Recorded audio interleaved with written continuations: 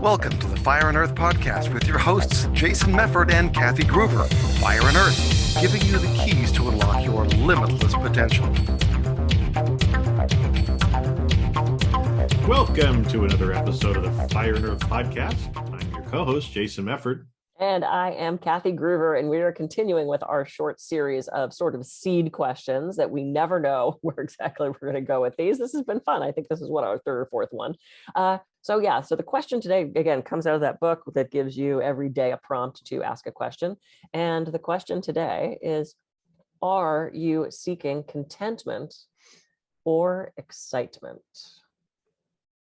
And as everyone knows, I'm an adventure junkie, so this is an especially hard question for me. But Jason, how are you feeling about that?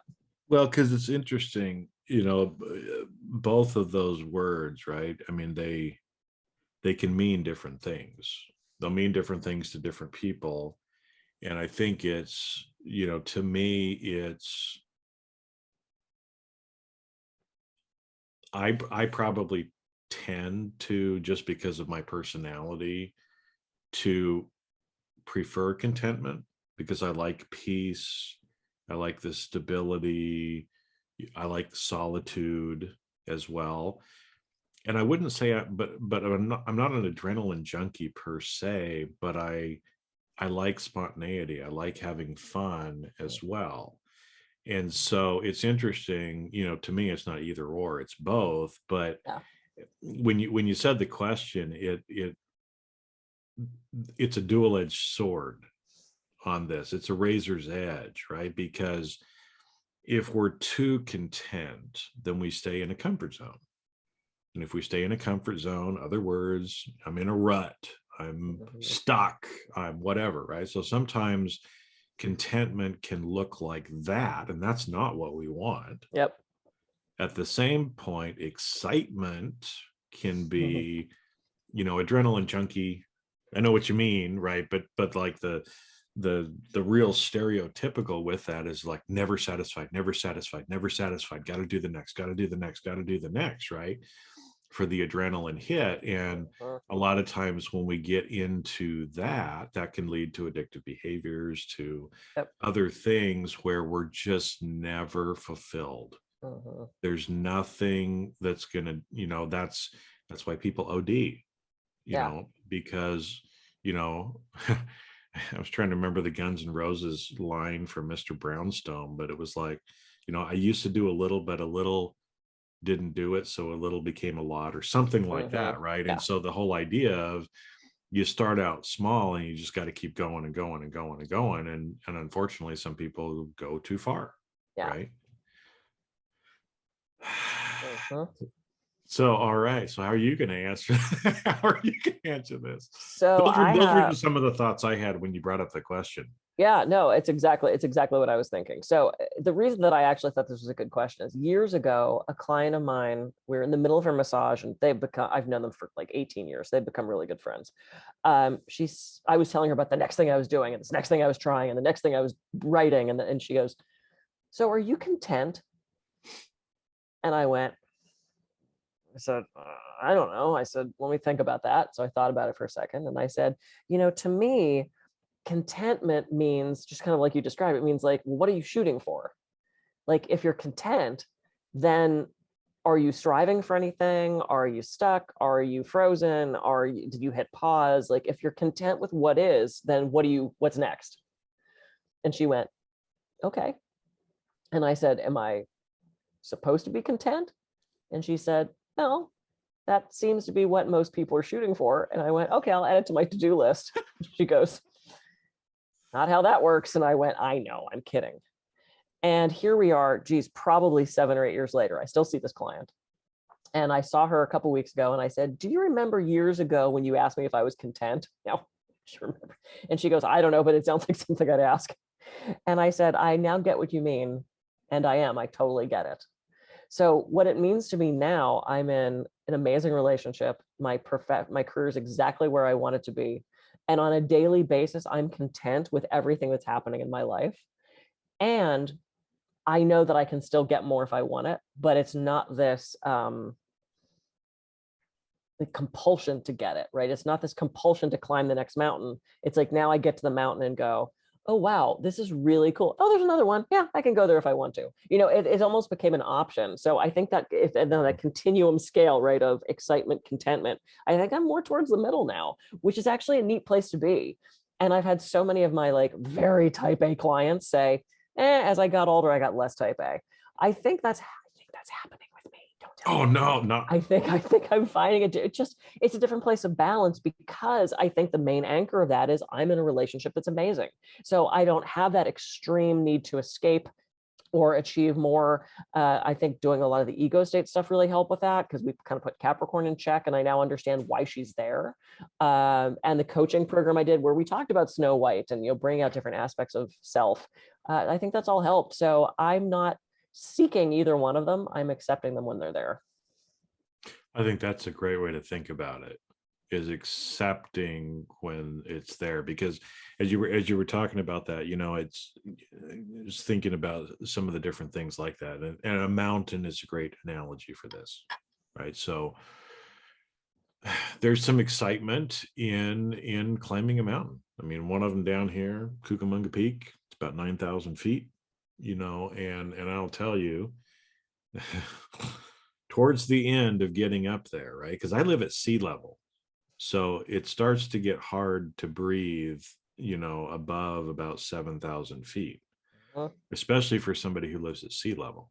Yeah. And so I remember, it was me and one of our sons, hiking up. You drive up into the hills a little bit. I think we started about 4,500 feet. So we had another 4,500 to go in the day. And so, exciting, beautiful, looking around, everything is great.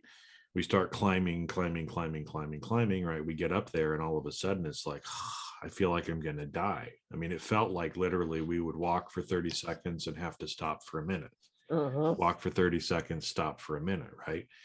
So it was really hard. It was exciting. And when we got to the top of the mountain, I just remember this euphoric feeling rushing over me. I've still got pictures, I think, on my Facebook account, where I'm holding up the sign. I'm like, well, kind of cool thing. But then we stopped, right? We had to stop. And we're like, I didn't just climb, 4 hours up this fucking mountain to just turn around and go right back down. Yep. Right? But if that's what a lot of people that are seeking excitement are trying to do, it's like they get to the top, they're like, crushed. All right, next, right? And it's like, stop, be content, be grateful, enjoy the view. Yeah. Enjoy it as long as you want to enjoy it. Yep. Right. And then move on to the next thing. But I think so much of the time, especially with us, especially here in the US, living in this gotta be productive, right? We get taught that at work, that none of us spend enough time just being, and just sitting in silence and just being content, at certain points in our life, because, at the end of the day, we're all going to die anyway. So you might as well enjoy along the way, right? Absolutely. To me, I think that's why it's both. Yeah. And like you said, I think the older we get, the more you realize how much sweeter those contented periods of life are. Yeah. Because there's going to be another challenge. There's going to be something else coming. So yeah, the excitement's on the way. yeah, it'll be coming. Something's going to happen. But the more that we can enjoy where we're currently at, and so like that, I mean, I'm glad that you're in that position. It's nice to see, and I've known you long enough too that it's nice. It's really nice to see you in this phase of your life. Yeah, I've had so many people, like even the people at Hypnothoughts, they're like, you seem so much happier and so much more content and so much like more balanced and calm. And when my diploma showed up for my PhD, and I know I've said this before, I got it from the mail thing, and I ran to my office and I opened it up, and my client walked in and I went, I got my thing. And we hugged. She's like, oh, that's so great. That's so great. And then as we were talking during her massage, I said, oh, so now that that's done. And I launched into this next thing, and she goes, Kathy. I said, what?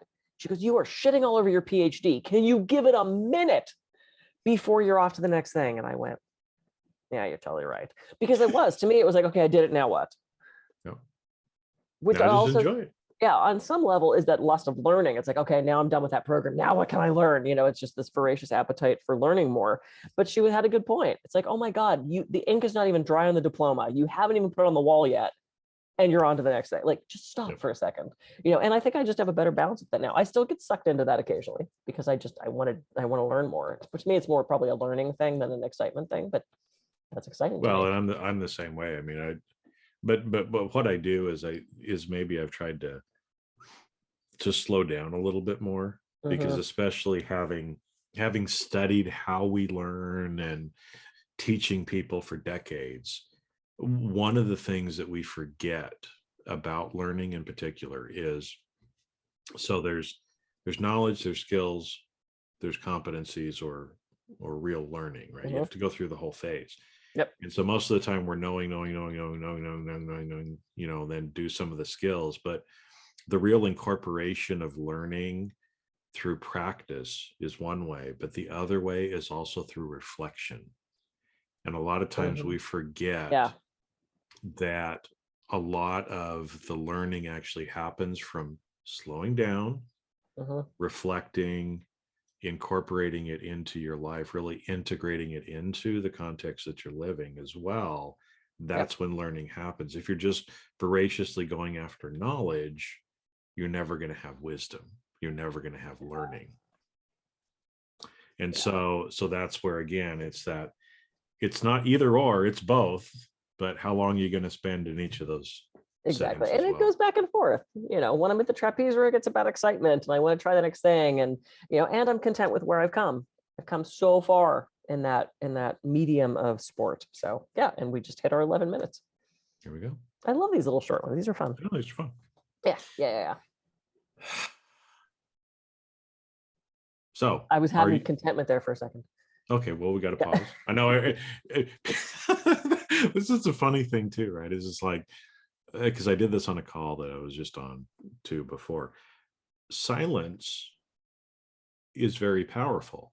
Yep. But especially too, because I'm sure that when we pause for a second or two, some people are like, there's something wrong with my audio? What's going on? How come I can't hear? How come I can't hear?